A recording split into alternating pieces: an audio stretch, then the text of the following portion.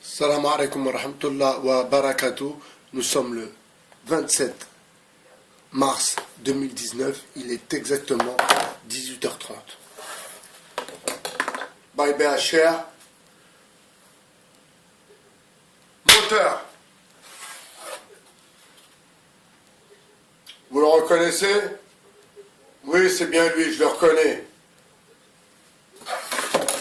Eh oui, mes amis, c'est bien moi.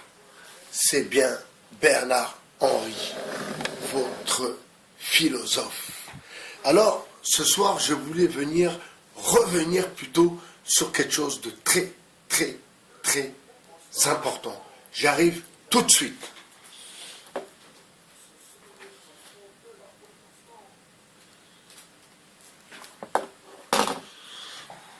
Alors, le sujet de cette vidéo est pourquoi quitter les grands ensembles? Pourquoi, pour certains d'entre vous, il est temps que vous quittiez la cité? Il est temps, enfin, que vous preniez votre destin entre les mains.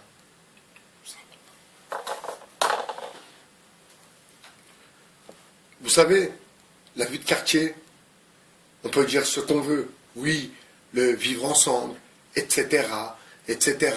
Je peux aller chercher du sucre chez Madame Pascal. Je peux aller chercher un peu de vinaigre chez Karima. Je peux aller chercher un peu de morue chez Manuel. Mais non, non mes amis, non, non mes amis. Tout ça, c'est fini. Tout ça, c'était les années 70, 80. Allez, on va pousser un peu plus. 90. Nous sommes en 2019, mes amis. Alors, cette vidéo est pour ceux que j'appelle progressistes. Moi, je fais partie de ce courant d'ailleurs que je vous vendrai bientôt dans toutes mes vidéos. À savoir, un progressiste, c'est quelqu'un qui vit avec son temps et qui pense au progrès malgré le temps, malgré les moments, ma foi, un peu difficiles de l'existence.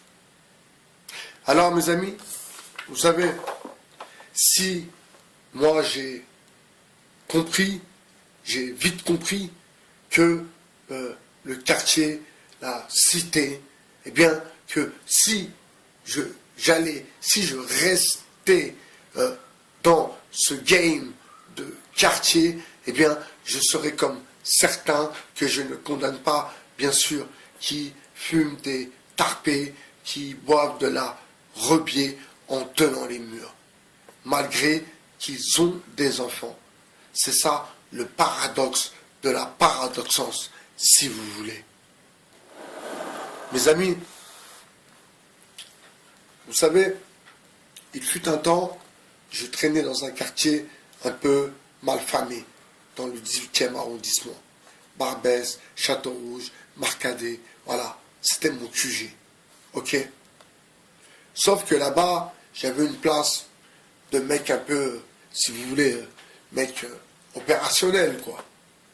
Mais par rapport à quelqu'un de normal, qui travaille, qui a une vie de famille, qui bosse, qui est dans la construction. Oui, lui, c'est un progressiste. Eh bien, j'ai compris,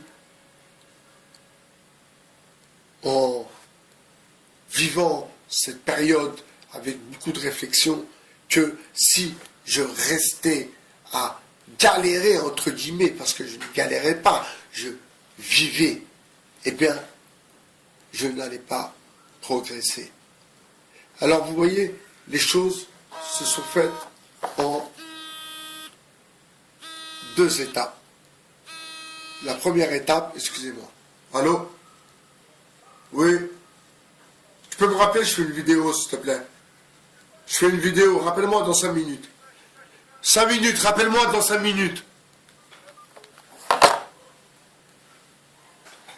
Donc, j'étais pas un progressiste. Et j'ai compris, excusez-moi, je reviens.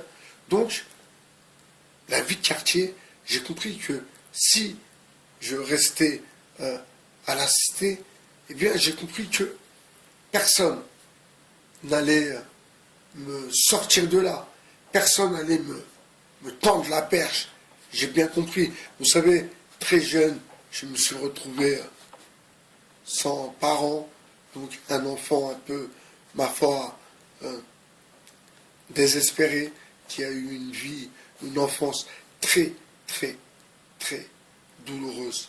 Mais je vous inviterai à acheter la chronique de la romance de ma vie. Hein. J'espère pour les fêtes, j'espère que ce livre sera terminé. Enfin, pour vous dire que dans les quartiers, il n'y a personne qui veut que vous soyez mieux qu'eux. C'est-à-dire que même le mec qui est au top, eh bien, en vérité, il n'est pas si au top que ça. Vous comprenez? Vous savez, j'ai cette image à chaque fois, c'est un chaudron avec des gens qui veulent monter, donc qui veulent s'élever, et ceux qui s'accrochent, eh bien, ils mettent des coups de pied à celui qui est en dessous. Vous comprenez? Eh bien, dans les quartiers, à vrai dire, c'est un peu le même concept, si vous voulez. Il faut arrêter de croire que la vie dans la cité, c'est bien, on est ensemble, patati, patata. Faux! Faux! Faux! C'est faux, ça. C'est faux, c'est de la connerie. C'est de la connerie. Et en plus, quand vous habitez dans une cité, vos enfants doivent aller là à l'école ou là à l'école. Ça veut dire dans la casse-situde.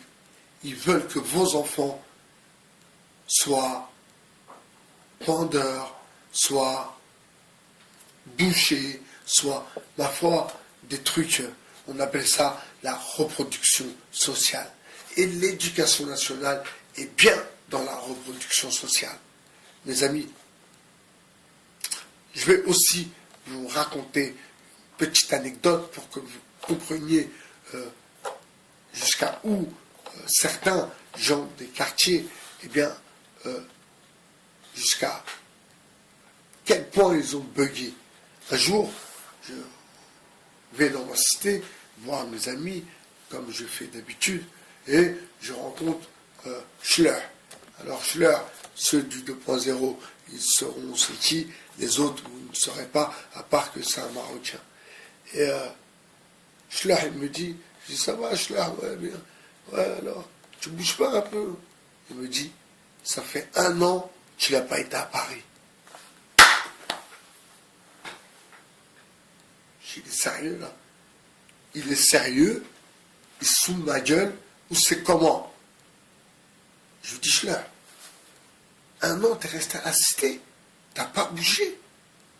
Non, je peux pas te croire. Je peux pas te croire. Non, c'est pas vrai. Il me dit, Wallah. Il me dit, tu veux que j'aille faire quoi? Tu veux tatati? Tu veux tatata? Je l'ai regardé comme un extraterrestre. Maison, maison. Mais vraiment, oui. En effet, j'avais E.T. devant moi, quoi. Vraiment, j'avais E.T. devant moi. Et pour lui, c'était quelque chose de tout à fait banal. Vous savez, quand je suis en Belgique, quand je suis dans le nord de la France, quand je parle avec des gens et qui me disent « Ah ouais, non, moi j'ai été 2 fois à Paris, moi j'ai été... Mais j'hallucine, quoi. Moi, depuis l'âge de 14 ans, mon premier voyage, c'était en Angleterre. Depuis l'âge de 14 ans, j'ai bougé, j'ai bougé, j'ai bougé, j'ai bougé, parce que j'aime la vie. Et j'aime les voyages. Donc le conseil que je peux vous donner à vous, mes amis, quittez le quartier. Parce que demain, qu'est-ce qui va se passer? N'oubliez pas, le grand remplacement. Qu'est-ce qui va se passer? Eh bien, demain, dans les cités, ce n'est pas du racisme, hein, mais c'est juste qu'il y a un problème d'assimilation, il y a un problème de façon de vivre, de logiciel.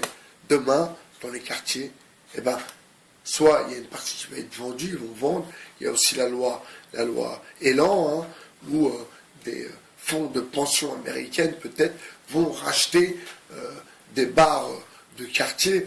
Donc demain, il va y avoir dans les gens de quartier des gens, des Soudanais, voilà, des gens qui viennent d'ailleurs.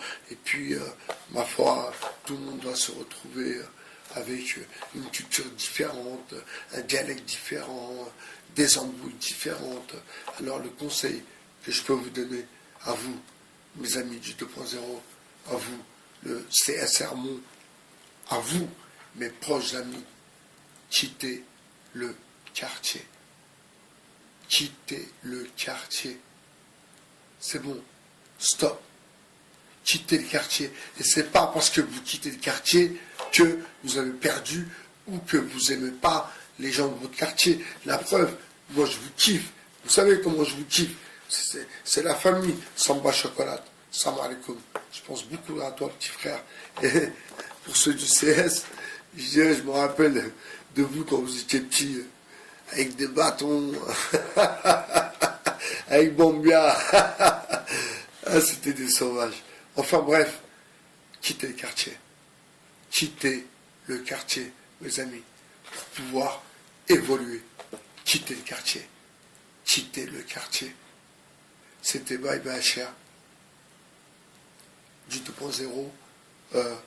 Un grand salut de la part de tous les Lillois. Ok. Et je vais prolonger la vidéo, excusez-moi. Lille, c'est à 1 heure de Paris.